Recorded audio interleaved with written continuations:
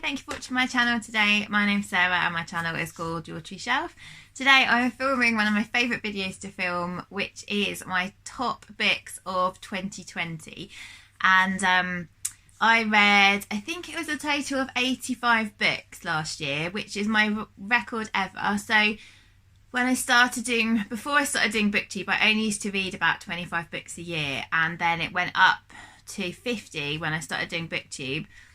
And then last year I set myself a goal of 60 and I smashed it. I got 85 and I read some big books in there as well. Once I hit 60, I thought, well, I might as well concentrate on not turning down the big chunky books because I was worried about numbers and stuff. So yeah, so I'm really pleased with that. So I tried so hard to get a top 10 and I just couldn't do it. So I've got a top 12 and I know that's cheating, but I just couldn't get rid of the last two. All the books, apart from one I think, are either on my Kindle or library books or audio books, so I can't hold up any of them apart from one, which I can't actually remember which one that is. Oh yeah. Right, so I'm going to do a countdown from 12 to 1. It may be a different order on a different day. I think we all kind of appreciate that as people who have book favourites. They can change depending on your mood and all sorts of things. I've had to take my glasses off for this because I've got a light shining on me because it's really getting really dark, and now I can't see my list, so I'm going to have to keep holding my list up. Okay, so at number 12 is Such a Fun Age by Kylie Reid. This is a book which was super popular on booktube, and I think most people have read it over this year. This is about a woman who is a babysitter and was kind of like more of a nanny really to a little girl, and the mother of the little girl asks her to take the child late at night to a grocery store to take her out of the house after something's happened. And she is a black nanny and the child is white, and she takes him to the grocery store and basically gets accused of kidnapping her by the shop security guards. Somebody starts videoing the whole confrontation, and then it kind of escalates. That is the sort of the pivotal point at the beginning of the story, and then it goes from there in terms of how the boss tries to handle things, about the man who was filming the incident, and about our protagonist herself. So it talks about a lot of issues to do with race, and when people try and do the right thing and end up doing the wrong thing, and loads of stuff like that. And it's really well written, really I don't know, I just found it really, really enjoyable, and I really loved it. So that's my number 12. Number 11 on the list is The Shadow King by Marza Mengistu. This is a book which was shortlisted for the Booker Prize. I really haven't seen many people talk about this book at all. The only people I've seen, or the couple of people who I've seen who have read this, didn't like it the same as I did. And I think that it's one of those books that you either love it or you don't. And for me, it was definitely a love. I really, really loved it. So this is about the time when the Italians, so under Mussolini, invaded Ethiopia, and they've got much more advanced weapons and technology and then the Ethiopians, and the Ethiopian army is looking like it won't be able to match up to the Italian army. And so the women basically want to get involved and they want to fight, and they want to they want to play their parts basically in the defeat of Italy. And so we follow the kind of tribe leader and his family and his servant, who is the protagonist of the story, and she wants to become a soldier. She is fighting off attacks of her own because her boss keeps trying to rape her, and she is part of like an army of women who fight in Ethiopia. But it's so much more than that. It talks about the Italians who are in charge as well, and it almost gets you to feel sympathy for one of their characters who's a photographer, a war photographer, and he has to take pictures of like some horrific things. And it's so gut-wrenching, this book. Like, it's so visceral and so raw, and one of the most horrendous things that I just can't get out of my head after I read it is where so the Italians would take Ethiopians prisoner, and to kill them they would basically throw them off the edge of a cliff into a ravine where they had to like plummet to their death, and they'd take photos of them while they were doing it. And this included children, and there's this like scene where a dad has to jump over the cliff with his little boy, and it was like so hard to read, like so painful to even read it, that it still makes me just like, I could just like bawl my eyes out just thinking about the scene. And I think if a book can do that to you, it's just amazing writing. It's not the paciest book in the world, and I just think try it, and if you love it then stick with it. If you don't, then maybe that it's not for you, but I loved it. Right, so into my top 10. Book 10 of the year is Queenie by Candice Carty-Williams. So this is a book about Queenie, who is a girl in her 20s who has just had a breakup, and everything's kind of falling apart for her. She is she's a writer, and she's trying to, like a journalist, and she's trying to write more important pieces than what her bosses are getting her to write, but her work's kind of also slipping behind as well because she's heartbroken. She really struggles with anxiety. She makes some bad relationship decisions. Some people like really take advantage of her.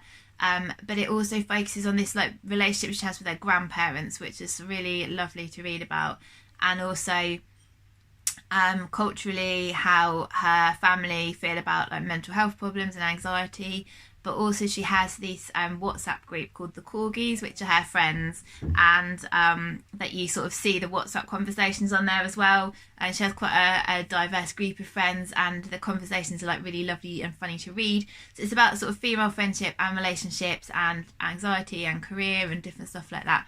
And I really, really enjoyed the book. I thought it was great. Number 9 is The Antidate For Everything by Kimmery Martin.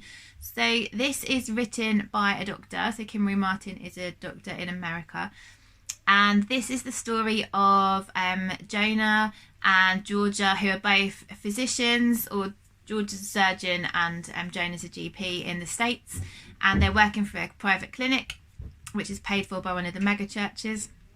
And as a result of that, the church has quite a lot of clout in the policies of the clinic. And all of a sudden, so Jonah is gay, and all of a sudden his patients start getting removed from his list and being told that actually they don't want them to come back to the clinic. And then it's clear that it's his queer and trans patients who are getting removed from the clinic list. And Jonah is obviously like up in arms about this, and they basically say to him, look, this is immoral for you to treat queer and trans people, and we're not actually really that happy about you being here either, and you need to make a choice what you're going to do. And then alongside this, the clinic is also trying to muddy his name, and we need to try and work out, like, did he do the things that they say he did, or is it just a ruse to discredit him and get rid of him because they don't believe that he is a morally upstanding citizen. And Georgia is also outraged by this. She is trying to do the right thing, to try and help with the situation, and kind of doesn't do the right thing. And also she is struggling with sexual assault as well, so there's trigger warning for sexual assault in this book. So and it's just a great book. I loved the way that Kimmery Martin has done it. She's put enough like medicine in there for people like me to like spark their interest, but she hasn't put too much medicine in for people who have nothing to do with medicine, which is also like I think is the right balance. And this is if you're interested in like the gay rights, trans rights, and the fact that it's legal for clinics to refuse to treat gay and trans patients in the States, then this is a book for you. So then we have a number 8. One that I've talked about really recently, which is The Nothing Girl by Jodie Taylor. This is one that I listened to on Audible, and I'd really recommend the audio version because the narrator does a brilliant job. So this is about a girl called Jenny, and Jenny has been brought up by her aunt and uncle because her parents died when she was quite small, and they're very stifling. Jenny has had problems with anxiety, and her aunt and uncle basically said, okay, that's fine, just don't do anything with your whole life, just spend it with us, don't go to university, don't try and get a job, just live off your parents' money, and that you'll be fine. And she's really not very happy, and she tries to take an overdose when she's 13, and this golden horse appears to her called Thomas. He stops her from taking that overdose, and Thomas stays with Jenny for a long time to try and help her with her anxiety, and she also has a stammer as well. And then Jenny receives this is going to happen at the beginning, so it's not a spoiler, but Jenny receives a marriage proposal from a guy called Russell, who is a wealthy in property but not in actual assets. No, is it asset rich, cash poor, basically, that's what I mean. And he's a character. And it's about Jenny's sort of aunt and uncle trying to stop her from getting married because they think she couldn't cope with it, and her saying, look, I just want to be free from you guys and have a life. And then there's kind of some crazy crime involved as well, and it's just the most loveliest, coziest, uplifting book, which also talks about some serious issues, but which is just a lovely story. And it is an adult book, it's not YA, and there is a second instalment which I'm going to read on Audible again this year. So that's a really lovely book. Number 7 is The Henna Wars by Adiba Jagadar. This is a really brilliant book that I have not seen enough of on booktube, and I really want to promote this book because I enjoyed it so much. Adiba is Irish Muslim, and she has written this book which is a YA Muslim queer book, which is awesome. And so it's basically centered around our protagonist, who is a teenager, probably in around about age 16, and she is she's lesbian, and she is coming up to her parents as well. And so there's discussion of how queerness is viewed by some Muslim families as well, which is interesting. And they're doing a young enterprise project at school, which is basically where you have to set up a small business in school over a couple of weeks, and whoever does the best sort of business plan and makes the most money sort of wins a prize. So this is something we generally do in schools in the UK. I don't know if that's a national thing, so an international thing as well. So she decides to set up a henna business, and then there's another girl in her class called China who is white and also wants to set up a henna business, and so it's quite a lot of discussion about cultural appropriation. And then China's cousin Flavia, who is friends with China and our protagonist, there's a love interest there between them as well. So there's this kind of rift between Nishat, who is our protagonist, and Flavia and China.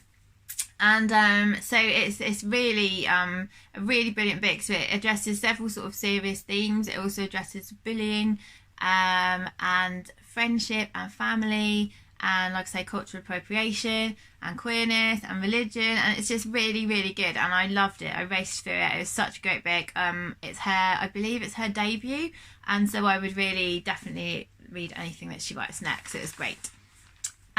Number 6 is Long Live the Tribe of Fatherless Girls by T. Kira Madden. This is a non-fiction book. It's a memoir told in a series of sort of essays which aren't in chronological order about T. Kira Madden and her life growing up as a mixed race child. So her mum is Asian and her dad is white, and they've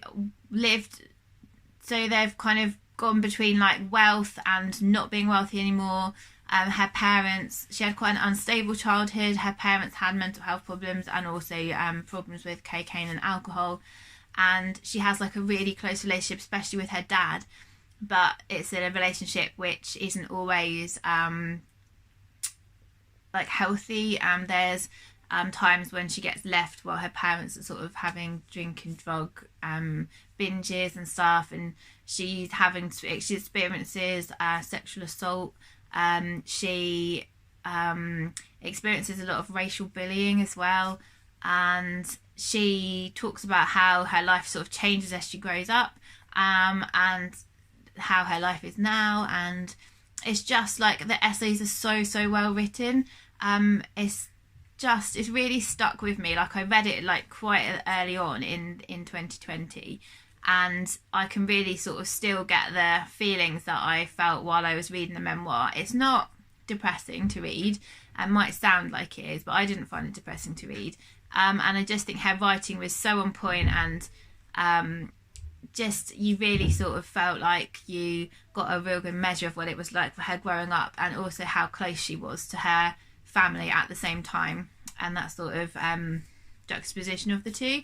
So yeah, I really enjoyed it, and I'd highly recommend that one as well. So on the list next, where are we? Number 5 on the list is Open Book by Jessica Simpson, which I listened to on Audible, and Jess reads it herself, which I thought definitely brings another level to it. And there's also 6 bonus songs with the Audible as well. So I grew up loving Jessica Simpson from about the age of, I think it's like 2003, so from about the age of 20. I used to watch Newlyweds, this sort of reality show that she was in with Nick Lachey when they got married, and I loved her music. I have several of her albums, and I was kind of a bit obsessed with her when I was in my early 20s. And then, so when this came out, I was like, definitely want to read it. And me and Sean from Pastoral Time have kind of formed a little fan group of this book because we enjoyed it so much. And Jess, as it talks about her life growing up with her dad being like a evangelical Christian minister, and what it was like for her trying to break into like the Disney club. And there's lots of familiar faces in there, like Justin Timberlake, Christina Aguilera, Britney Spears, all are sort of the same age as her. And then about her sort of getting her first record deal, and how it's so, you know, straight away it's all about losing weight, constantly dieting, exercising loads, like getting this image and all of this kind of thing, and not being allowed to kind of be herself, being told she has to show more skin all the time. And then it talks a lot about her relationships with Nick and their divorce, and what it was like being in a reality TV show, and how false it all was. And there's so much in here about her faith and her religion, about her issues with alcohol. There's loads of stuff in here, and she hasn't shied away from anything. She's really kind of opened up, and she's told a lot of stuff about other people, but not in a gossipy way, like in a this is what my truth is way, not in a kind of gratuitous gossip way.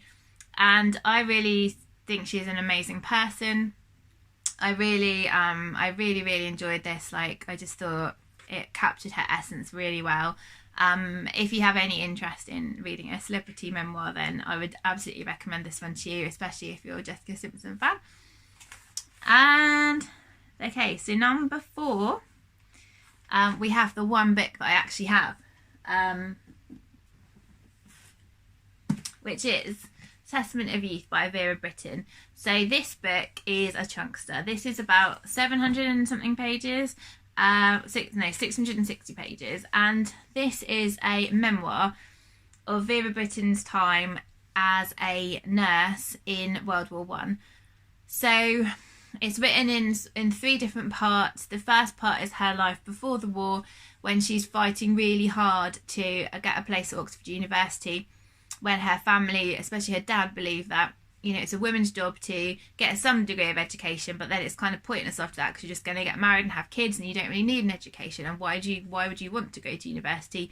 And they should be spending the money on the sons, trying to educate the sons, not the daughters, because that's just wasting money and that kind of thing.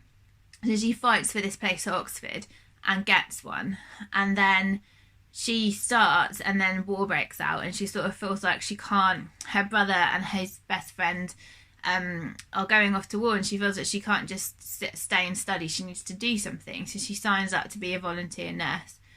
And it follows her sort of around the world, really, where the countries she goes to, and it's the descriptions are incredible. Like, I think especially for me, like knowing what it's like working in healthcare now compared to what it was like working in healthcare then, when like one of the most gross descriptions was like how I think it was in France, they had one sink, so they had to wash up their teacups in the same sink that they were emptying out bedpans and washing bandages. And I was like and then she talks about like operating theatres where all of the bits that are removed just have to be chucked on the floor, and there's nothing they can do for people with infections apart from keep bandaging or rebandaging all the time. Like, there's no antibiotics, and there's no sepsis awareness, and there's no blood transfusions and IV fluids, and it's just crazy, like all the stuff they haven't got. And there was literally like hardly anything they could do for people apart from nurse them, really.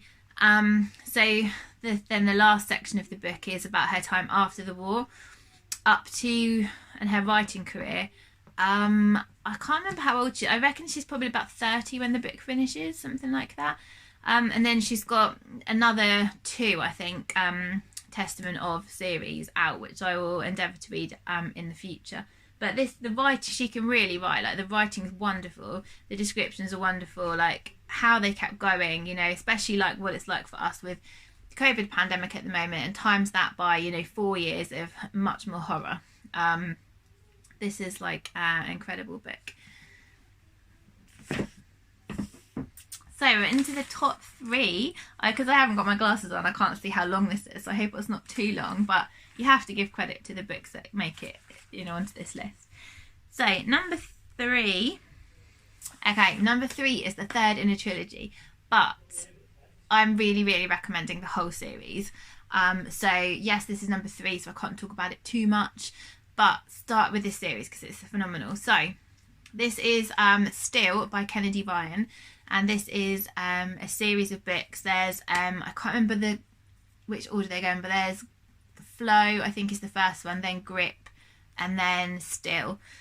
This is an interracial romance which is between Bristol, who is part of a wealthy white family, and she has a twin brother who is a composer and makes music, and I think is he called Grayson or something like that? Ryson, something like that. Sorry, I can't remember his name exactly. And then Grip is a rapper, and Grip and Bristol's brother are best friends, and Grip is black, and Grip and Bristol fall for each other, and this is like the culmination of their romance in the third book. What I will say about this series is it doesn't shy away from really big issues. So it talks about race a lot from both sides. So from what it's like for Grip's friends and family, that he's a successful black man who is dating a white woman. That is covered a lot, and the criticism their relationship has, and their sort of fight for their love, and to say, like, from their point of view, like why their relationship is important and valid and why it works. And it also covers another issue which I can't talk about because it will be a massive spoiler, but a very, very intense issue in the third book, which I think was very brave to take on, and it was done very well. And this is just such a love story. Like, I still think about Bristol and Grip. This was the first book I read of 2020, and so I must have read the first 2 in 2019, and I still think of them and their story. And if you like romance, then go for this trilogy. It's so good. It's not literary, but I don't think it needs to be because of the issues it's discussing are so, like, done so well. And it's really steamy, and it's just such a good trilogy. So my book number 2 of the year is Writers and Lovers by Lily King. This is one which I've seen on a few best of the year lists, actually. This is about Casey Peabody, who is a waitress and writer. She is working all hours under the sun because she is very hard up. She has massive student loan debts, and she is waitressing at like a fancy restaurant, tons of hours, and then she just writes and all the rest of her time. And she lives in a tiny little room, which is rented off a guy off his main house, and it's set in the 90s, which I love because I love that period of time. Like, I grew up in the 90s. Anything set in the 90s is a winner for me. And she is also really struggling with the death of her mum. So her mum died fairly recently, and she's grieving, and everything's just kind of falling apart for her a little bit. And then it's about her, so not the main focus of the story, but the other part of the story is that she meets two guys. So one of them is a struggling writer. He's kind of similar to her in terms of age and success and that kind of thing.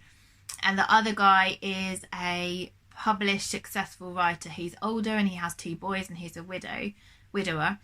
And she starts seeing them both, and she has to kind of make a decision on, does she want to carry on seeing both, one of them or none of them or whatever, and how is it going to fit in with her life and where she's at in her life. And it's like a really beautifully written book. It has romance in it, definitely, but it's not like what I'd call a romance book, because it's like more of a literary fiction book. I really loved Casey. I just could really like, not relate to her because I thought we were similar, but just I could really relate to her in the story. I loved the romances in there. I loved her description of her writing and her work, and all of those things. And it made me understand so much more about like what it's like if you can't afford healthcare in the States as well. And yeah, I just loved it, and I really want to read more Lily King because it was a stunning book. So my book of the year, which I didn't really realise this was going to be my book of the year until I did my, like, numbered them all, and then I was like, it has to be this one. And it is The Dutch House by Anne Patchett. This is a book which every time I think about it, I'm just like, oh, because I loved it so much. I think part of the reason I loved it so much was because I listened to it on Audible, and it was read by Tom Hanks. And that was a treat in itself. Like, having a book read by Tom Hanks was brilliant. I'm definitely going to listen to this again because I loved it so much. It's about a relationship between a brother and sister called Maeve and Danny. And it's told from Danny's point of view. He is quite small when his mum suddenly ups and leaves him and Maeve, and they have to be raised by his dad.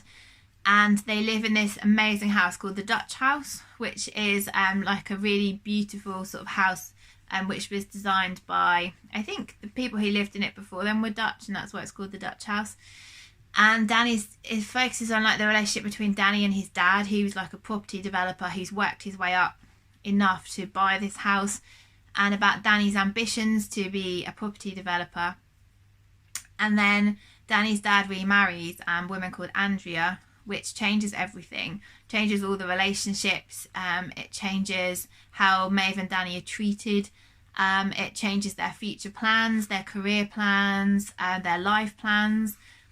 And it's just like, oh, I loved it so much. I loved the relationship between Danny and Maeve because like I'm really close to my brother, and I could just, how they were together, how they were so close. It was just like, you know, they really understood each other so well, and I could really relate to that. And I loved the bits with Danny and his dad, and how Danny was like learning sort of practical skills from his dad, because like my dad taught me when I was little. He used to teach me like practical skills, and I used to help him with DIY and stuff. And I loved just everything about this. So there's also some medicine in here as well, which was I can't really say too much about it without becoming a spoiler, but that was definitely something I could relate to as well. And just like the best book, just so good. If you are thinking about reading it, I would so recommend the Audible because Tom Hanks is just so good at reading it. This reminds me of I used to listen to this before I used to listen to music when I was running. I used to listen to this, and so I've just got memories of like running through the village where I live, like listening to this and not wanting to stop because it was so good. Yeah, so that's my that is my book of the year, The Dutch House. And I am sorry if this is extremely long. Like I said, I can't see the clock. I can't really see anything to see how long it is. But I hope you enjoyed this. If you've read any of these books, I'd love to hear what you thought about them. If I've made you want to read any of them, tell me, and tell me what your top books of the year were. Or if you've made your own video, then tell me so I can go and watch it, because I love watching these and seeing what the best of the year was for people and getting new things to add to my ever-growing wish list. So I wish everybody a really happy new year. I hope you've enjoyed watching, and I'll speak to you soon. Bye.